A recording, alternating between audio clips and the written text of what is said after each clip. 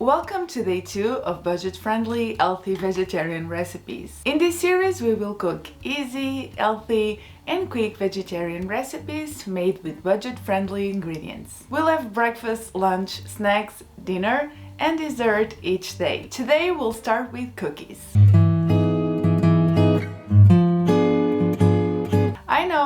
I know, but these are breakfast cookies made with nice ingredients. To a small bowl, add half a cup of rolled oats, half a cup of oat flour, half a cup of peanut butter, half a cup of applesauce, and 2 teaspoons of vanilla.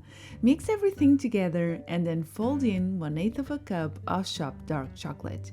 Line a baking tray with parchment paper and heat the oven to 200 degrees Celsius. Divide the dough into 8 balls and press each other down into a patty. Cook for 15 minutes. These are pretty nice when you're in a hurry or need breakfast on the go. Chopped chocolate is better than chocolate chips because it's usually cheaper, and the tiny pieces of chocolate you get from shopping just flavor the dough. These are not your usual cookies. They're a bit chewy and not as indulgent and sweet as what you'd imagine a regular cookie would be, but that's the entire point. We are leaning into healthy food, not taking the jump, if you know what I mean. And that's a wrap on the cookies, and also that's a wrap for lunch. Wraps are very versatile and they are the perfect way to use whatever you have in your fridge. Let's start with 1/3 of a cup of cooked chickpeas I had left, and I'm smashing them with a fork to create a paste. That's not an easy task because chickpeas will run away from you. A bowl could, in theory, work better, but I find it easier to apply pressure on a plate. Also, a food processor would work here. This is optional as avocados are expensive, but as I told you, I was given a bunch of them for free, so I'm using them as they're getting very ripe. As you can see, I just squeezed them out. I used this entire amount for my wrap as I was hungry, but this might be enough for 2. I seasoned it with salt, pepper, and cumin. I grew up eating food seasoned with cumin and I really like it, but you can substitute it with paprika or a pinch of cayenne.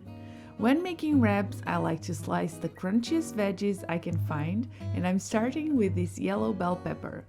The entire mix went on my tortilla, and then I added the sliced pepper and some iceberg lettuce, which is my favorite.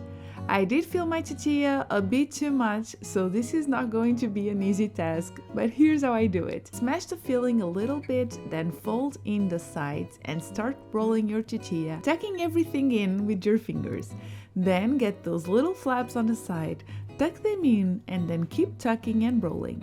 The wrap being so full, I think I did a good job. I was very satisfied with this lunch. You have your good fats, your protein, and some carbs. Very fresh and super delicious. I've wanted to try these for the longest time because I've seen them everywhere and they seem like the perfect snack or even breakfast.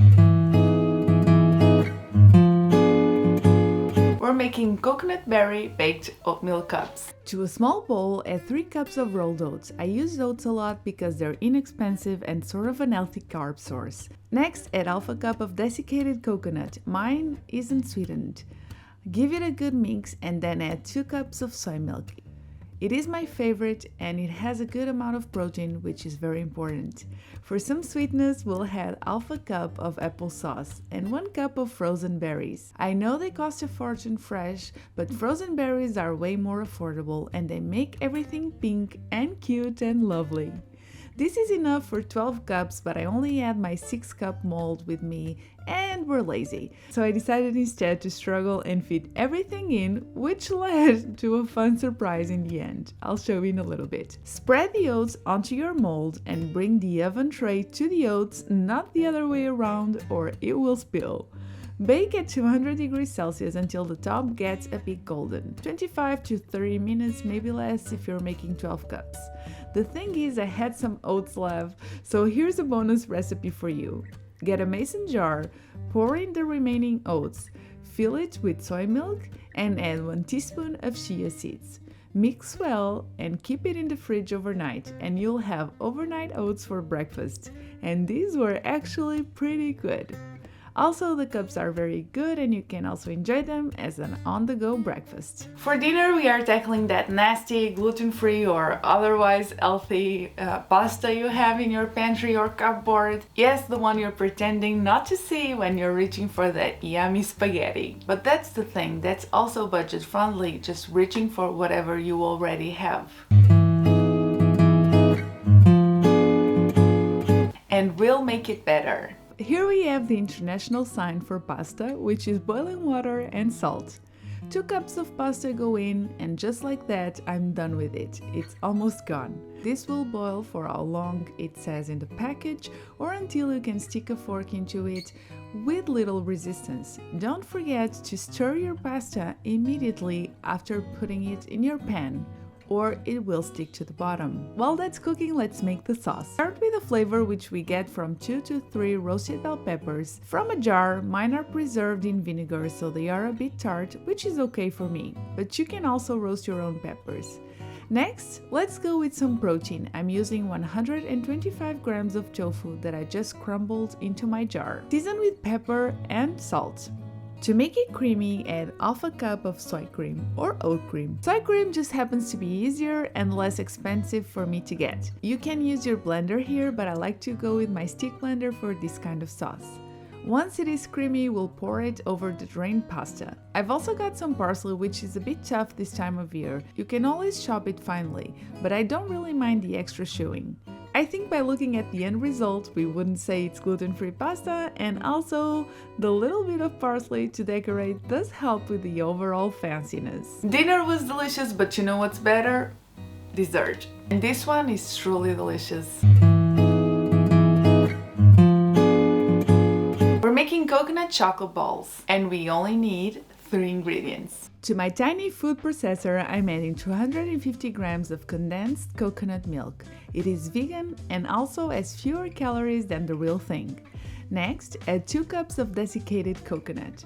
You could easily mix everything in a bowl if you're not lazy as me. Then, use a scoop or spoon to measure and divide it into small balls. I got around 17 balls, but it will depend on the size of your spoon. Once you've done that, keep them in the fridge to firm up. I then melted 100 grams of dark chocolate and 100 grams of vegan cookie chocolate in the microwave, but for some reason I only filmed the first one. I wanted the coconut balls to have little pieces of cookie on the chocolate, and in this case it was Oreo-like cookies. Then I rolled the balls onto the chocolate. 2 things: use cling film or parchment paper as the chocolate is going to stick to your plate, and also as it is very cold right now, the chocolate solidifies quicker, so you may need to melt it again. I wasn't having any of that, so I just kept a couple of plain coconut balls and I mixed a couple in with the chocolate and got coconut chocolate balls. All of them were pretty good, honestly. You have to try this recipe, it is so incredibly delicious and the little pieces of cookie make them extra special. I hope you enjoyed day 2. I'll link day 3 here once it's out. Until then, YouTube thinks you'll like this video. Don't forget to like and subscribe. Thank you to my Patreons on Patreon, and thank you for watching until the end. That's very cool of you. Happy Beatmas and see you next time.